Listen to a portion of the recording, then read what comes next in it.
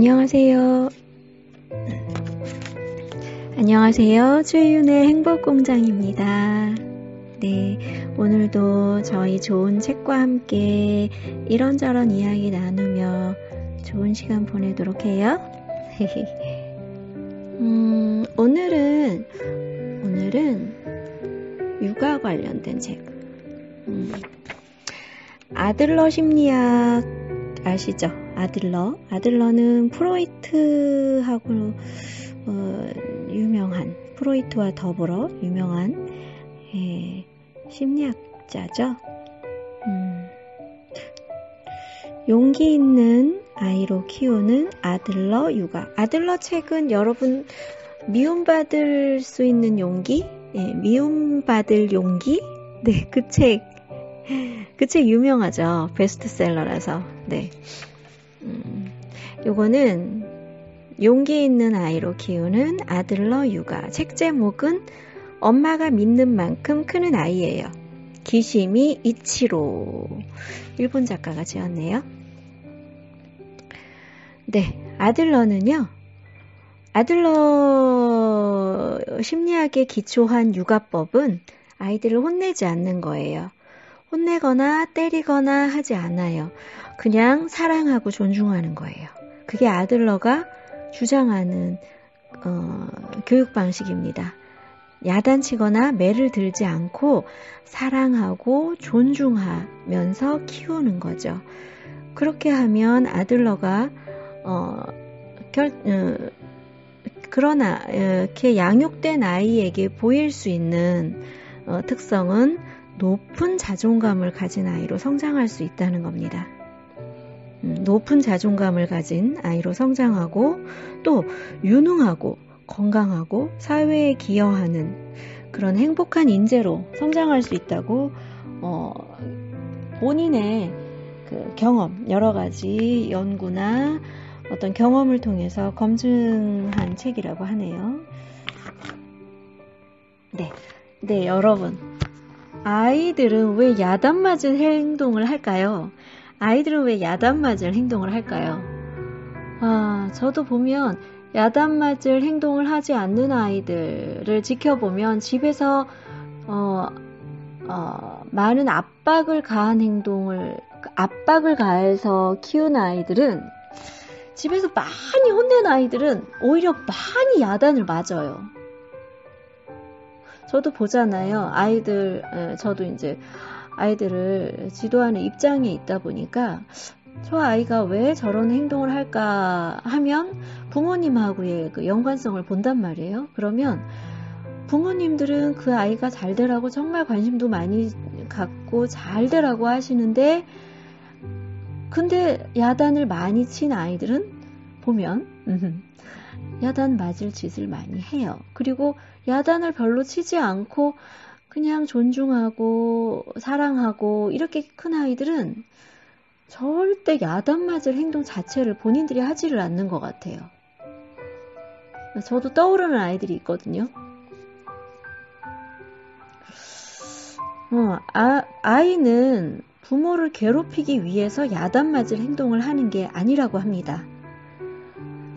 참고로 이 책은 아들러 심리학을 기시미 이치로라는 사람이 자기가 이 부분을 접목을 시켜서 나름 약간 아들러가 직접 쓴 책은 아니에요. 아들러 심리학을 많이 경험해보고 그것으로 또 나름 연구하고 하신 분이 쓴 책입니다. 네, 혹시나 해서 참고 말씀드립니다. 네. 아이는 부모를 괴롭히기 위해서 야단 맞을 행동을 하는 게 아니라고 해요. 모든 사람의 내면에는 인정의 욕구가 있죠. 특히 아이들은 부모에게 인정받고 싶은 간절한 욕구가 있습니다. 부모가 그러할 때 그 욕구를 부모가 아주 섬세하게 또는 따뜻하게 사랑을 가지고 아이의 마음을 읽으면서 채워주고 인정해주면 아이는 자라면서 다른 사람의 인정을 갈구하지 않게 된다고 하네요. 이미 그 아이는 충분히 부모한테 본인의 내면의 인정 욕구를 충분히 받았기 때문에 다른 사람한테 그 인정 욕구를 얻으려고 애쓰지 않는다는 거죠. 그런데 인정을 받지 못한 그 아이는, 또는 우리도 마찬가지죠. 우리도 저희 세대, 저를 인정하지 못한, 인정하다는 건 어떤 뜻이냐면 나의 내면을 세밀하게 받아주고 사랑으로 존중해주고 대화하고 풀어가는 과정을 겪어보지 못한 사람은 역시나 자기 자녀들한테도 그런 행동을 하게 되겠죠. 그럴 경우는 부모한테 인정을 받지 못하고 자기의 내면이 충분히 부모한테 섬세하게 읽히고 있다는 생각이 들지 않은 아이들은 부모와 분리가 된다고 해요. 그래서 막 외롭고 혼자 이렇게 막 외로워해서 어디 가서 쪼그리고 나는 외로움을 느껴 라는 것보다는 우선적으로 하는 행동이 야단 맞을 짓을 해서 부모에게 관심을 받으려고 합니다. 아이를 야단치는 부모는 또 이게 참 순환되는 과정입니다. 아이를 야단치는 부모는 자신의 내면 안에 무엇이 있는지를 알지를 못하니까 아이를 감당할 수 없다고 느끼는 거죠. 그래서 완력에 의존을 해요. 막 혼나고 때리고 이렇게. 높은 자존감을 가진 아이들은 야단 맞을 행동을 하지 않아요. 높은 자존감을 가진 아이들은 야단 맞을 행동을 하지 않습니다. 이 책에서는 평범해질 용기를 아이에게 줌으로써 높은 자존감을 가진 아이로 키우라고 말하고 있어요. 평범해질 용기는 행동이 아닌 존재로 사는 겁니다. 자신을 있는 그대로 충분하다고 보는 것입니다. 이는 모든 사람이 자신을 좋아하지 않아도 되며 자신의 그림자도 자신의 모습으로 받아들이는 자기 수용으로 이루어진 것이지요. 이렇게 요 부분의 책에서 이야기를 하고 있고요. 이거는 제가 읽어드릴게요. 아이가 자신을 있는 그대로 받아들이기 위해서는 먼저 부모가 아이를 가르쳐야 할 수동적인 대상이 아니라 형제처럼 존중하고 믿어주어야 합니다. 형제는 수평적인 관계지요.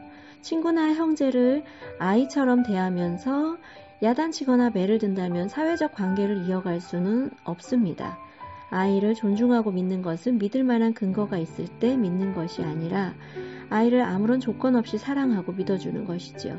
쉽지는 않지만 이 의식이 인간이 현실적으로 도달할 수 있는 최고의 의식입니다. 그러면 아이는 자신이 받은 사랑을 자신이 받은 대로 그대로 다른 사람을 신뢰하고 사랑하면서 나누고자 할 것입니다. 우리 학생이 하나 있는데 엄마는 제 이야기를 잘 들어주지 않아요. 이렇게 얘기를 해요. 그래? 엄마는 본인의 입장에서 자기가 편리한 대로만 생각을 해요 라고 저한테 얘기를 했어요. 울먹울먹 하면서. 그래서 언젠가 너무 자기의 이야기는 듣지 않고 해결점만 가르친다는 거죠. 네가 이렇게 하면 집안이 조용하고 네가 이렇게 처신하면 문제가 없고 이렇게 이야기를 하는 것 같아요. 그래서 이 아이가 자기 마음을 충분히 읽어주지 못하는 데서 오는 섭섭함이 굉장히 많이 쌓여 있더라고요. 그래서 자기가 특히 이제 동생하고의 문제가 컸었는데 동생하고의 문제에서 항상 네가 누나니까 참아라. 네가 누나니까 참아라. 엄마도 맏딸이었는데 내가 참았다. 너도 참아라. 네가 참으면 조용하다. 괜찮다. 그리고 네가 어떤 누나로서 어떤 역할을 잘 못하고 있으니 동생한테 그런 대우를 받는 게 아니냐. 이렇게 얘기를 한다고 합니다. 엄마는 아마 기억을 안 하실 수도 있어요. 근데 그 아이에게는 그게 깊이 남아있는 부모의 말이에요. 그래서 집안에서의 자기가 역할로만 자기의 어떤 모습이 이렇게 주어지고 자기의 마음, 불편한 마음, 답답한 마음은 엄마 아빠 누구라도 그 아이를 풀어주지 않는다고 생각하니까 집을 한번 나갔다 오르더라고요.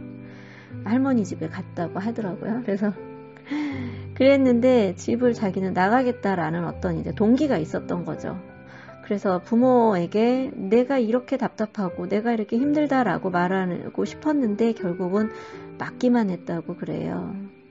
근데 그 아이가, 그 친구가 그런 얘기를 할 때마다 저하고 가끔 이야기를 하는데 할 때마다 쌓여있는 게 너무 많아요. 그 부분에 대해서. 아직 어린데. 어떻게 해줘야 할까요? 저도 저희 부모님이 저의 생각이나 마음을 부드럽게 달래고 이렇게 내 마음을 읽어주고 하시는 분이 절대 아니셨어요. 특히 엄마 같은 경우는 7남매 맏딸이라서 엄마에게 저도 생각해요. 저희 외할머니가 저희 엄마를 18에 낳으셨대요. 18살짜리가 뭘 알겠어요. 그러다 보니까 큰딸이 그냥 또 다른 엄마 역할을 하게 된 거죠. 그래서 하나 업고 봐주고 기저귀 갈고 기저귀 빨고 그렇게 해놓으면 또 다른 애가 또 밑에 동생이 또 태어나고 또 밑에 동생이 또 태어나고 그렇게 해서 거의 이제 끝까지 길렀죠. 그러니까 얼마나 그 동생들에 대한 생각. 그래서 그 엄마가 저를 가르친 지도하는 방식을 보면 일단은 무조건 혼내고 이렇게 해야 돼 이렇게 얘기하고 이렇게 너는 왜 이렇게 못하니? 너는 나를 안 닮았어. 나는 이렇게 하는데 너는 뭐가 그렇게 생각이 많고 너는 뭐가 그렇게 복잡하고 도대체 뭔 생각을 하길래 그렇게 복잡하고 이런 식이고 저는 성격이 좀 섬세한 성격이다 보니까 그런 부분에 대해서 위로를 전혀 받지 못하고 어릴 때는 엄마 말을 잘 들어야 돼서 표현을 안 했는데 말을 안 했대요. 제가 제 기억에도 말을 안 하고 살았어요. 그냥 이렇게 살아야 되나 보다. 우리 엄마는 저러니까 엄마 앞에서 어떻게 말대꾸도 안 하고 저희 엄마 말에 의하면 키우기 쉽다 저처럼 키우기 쉬운 애는 처음 봤대요. 정말 순했대요. 그런데 그 순댕이가 언제부터 세상에 눈을 뜨고 나 자신에 대해서 눈을 뜨고 이러면서 그 순댕이가 20살이 넘고 30이 넘고 엄마랑 싸우기 시작했습니다. 싸운다. 수십 년 동안 아주 어릴 때부터 받았던 감정이죠. 그 감정이 터져 나오는데 무섭게 터져 나오더라고요. 그리고 엄마도 저에게 그런 걸 요구했어요. 내가 그렇게 살았으니 너도 그렇게 살아야 한다. 생각으로는 그렇게 살면 안 된다. 엄마처럼 살지 마라 라고 생각하지만 사실상 그 어떤 책임, 삶에 대한 책임 부분을 강조하는 이야기를 할 수밖에 없었죠. 제가 가르치는 그 꼬마도 엄마가 굉장히 열심히 하시고 아주 멋지신 분이세요. 그런데 엄마의 어떤 삶에 대한 태도가 자식에게 그대로 그 어여쁜 딸에게 전달되는 느낌을 받았습니다. 많이 사랑해주고 존중해주고 될 수 있으면 이야기를 듣고 그 친구 이야기를 통해서 감정을 좀 풀어내주고 하는 과정을 제가 틈이 나면 하고 있습니다. 네, 그래서 여러 장르로 책이 나눠져 있는데 일단은 오늘은 아이의 행동부터 먼저 이해하는 거 이 부분에 대해서 제가 잠깐만 이야기하고 마무리할 것 같아요. 네. 사랑이 부족해서 문제인 행동을 한다고? 이렇게 묻네요. 사랑이 부족해서 문제 행동을 한다고? 사랑이 부족해서 그렇다는 결론은 아무 도움이 되지 않는다. 아이가 어떤 문제를 일으키면 사람들은 부모의 사랑이 부족해서라고 생각한다. 그렇다면 과연 어떻게 해야 사랑받고 싶은 아이의 욕구가 채워질까? 아이의 욕구가 채워질 수 있는 방법이 존재한다고 치고 그 방법을 실천하면 정말로 문제 행동을 하지 않게 될까? 아니, 애초에 사랑이 부족한 것이 아이가 문제 행동을 하는 진짜 원인이라고 어떻게 확신할 수 있을까? 사랑이 부족한 부모는 없대요. 사랑이 부족한 부모는 없대요. 요즘 세상에 사랑을 못 받고 자라는 아이는 없대요. 오히려 부모가 애정 과다라서 문제가 되고 지나치게 사랑을 하고 있는데 애들은 애정 결핍 상태야. 사랑받고 있는데 더 사랑해달라고 그래. 왜 그럴까요?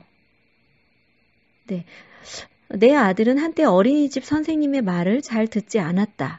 선생님은 부모의 사랑이 부족하기 때문에 아이가 자신의 말을 듣지 않는다고 생각했다.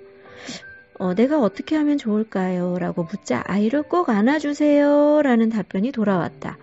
그러면서 선생님은 아이가 집에 오면 꼭 안아주시나요? 라고 물었다.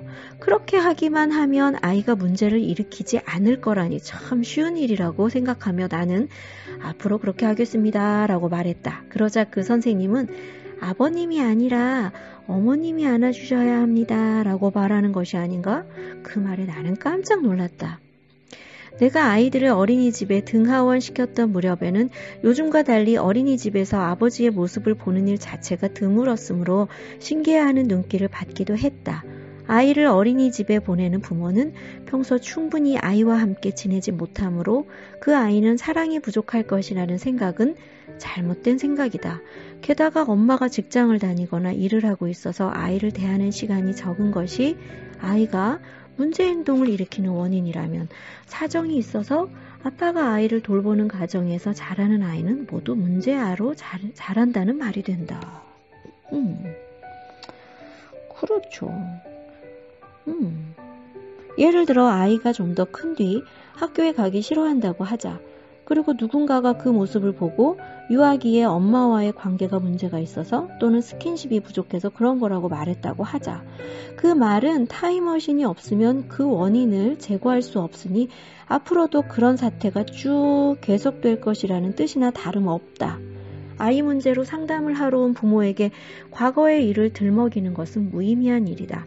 정말 중요한 것은 앞으로 어떻게 할 것인가이다. 아이를 키우다가 벽에 부딪히는 부모는 육아에 관한 기술이 부족해서 그런 거지 나쁜 사람이 아니다. 저는 이런 멘트가 너무 좋았어요. 아이가 문제 행동을 하는 원인이 부모의 사랑이 부족해서. 저는 그렇게 생각하지 않아요. 저도. 육아로 고민하는 부모에게 과거의 일을 들먹들먹. 저도 그거 아무 의미 없다고 봐요. 정말 중요한 것은 우리가 앞으로 어떻게 해야 할 것인가. 그게 정말 중요한 것 같아요. 이제부터가 중요하잖아요. 그럼 이제 어떻게 해야 되는 거예요? 네. 아들러는 완력으로 아이들을 다루지 말라고 해요. 자,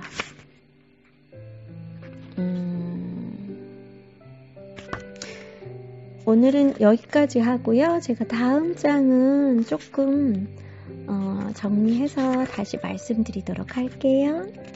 사랑해요. 또 만나요.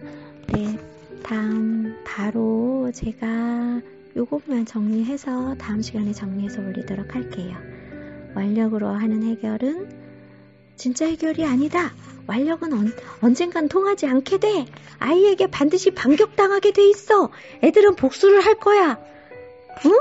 반항기가 생긴다고. 응? 그리고 또 아무리 끝난들 반항기가 끝나지 않으면 어떡할 거야? 맞아요. 반항기가 끝나지 않아요. 맞아요. 저는 아기를 낳고도 엄마에게 감정이 좋지 않은 적이 있었고 맞아요. 자, 이 부분은 다음 시간에 제가 정리해서 말씀드리도록 할게요. 사랑해요. 또 만나요. 안녕.